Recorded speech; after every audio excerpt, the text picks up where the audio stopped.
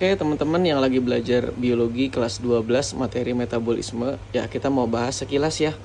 Oke, yang seperti yang kita tahu, tahapan respirasi aerob itu ada 4 ya. Yang pertama namanya glikolisis, ini tahapan pertama. Yang kedua itu dekarboksilasi oksidatif, saya singkat DO. Yang ketiga itu siklus Krebs ya, atau siklus asam sitrat ya.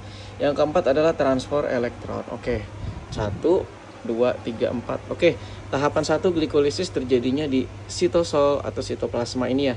Nah, nanti kalau seandainya ada oksigen ya, jadi glikolisis itu kalau kita lihat glikolisis itu bahannya satu glukosa teman-teman. Jadi bahannya satu glukosa lewat rangkaian reaksi ada 10 tahap ya. Dari satu glukosa nanti hasilnya adalah 2 asam pirufat.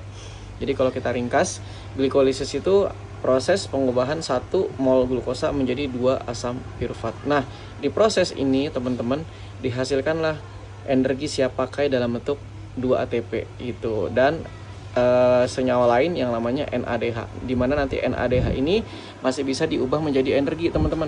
Di mana diubahnya? Di tahapan keempat, yaitu di dalam mitokondria. Mitokondria ini kan nanti tahapannya ada tahapan 2, 3, 4. Nah, tahapan 4 namanya transfer elektron, terjadinya di bagian mitokondria, tepatnya di krista gitu. Jadi di tahapan keempat ini 2 NADH akan diubah menjadi ATP lewat peristiwa yang namanya transfer elektron. Nah, gitu ya.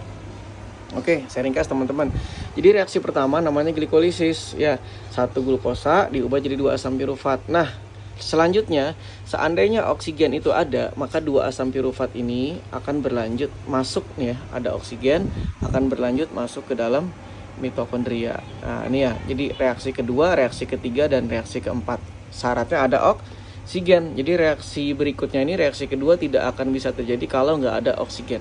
Gitu. Begitupun 2 NADH itu akan bisa masuk kalau ke reaksi keempat kalau ada oksigen. Jadi intinya respirasi yang aerob yang pakai oksigen ini bisa terjadi kalau ada oksigen. Kalau nggak ada oksigen nggak bisa. Nah, terus gimana kalau seandainya tidak ada oksigen? Kalau tidak ada oksigen berarti prosesnya tetap di sitoplasma teman-teman, atau tetap di sitosol. Jadi 1 glukosa ini kan tadi diubah jadi 2 asam pirufat ya. Nah, glikolisis ini sebenarnya reaksi yang nggak perlu oksigen ya. Nah, seandainya tidak ada oksigen, maka asam pirufat ini, seandainya tidak ada oksigen, maka asam pirufat ini akan langsung direduksi teman-teman. Nih, nggak ada oksigen, akan direduksi oleh 2 NADH yang berasal dari glikolisis. Kan glikolisis ini ada 2 NADH-nya tadi ya.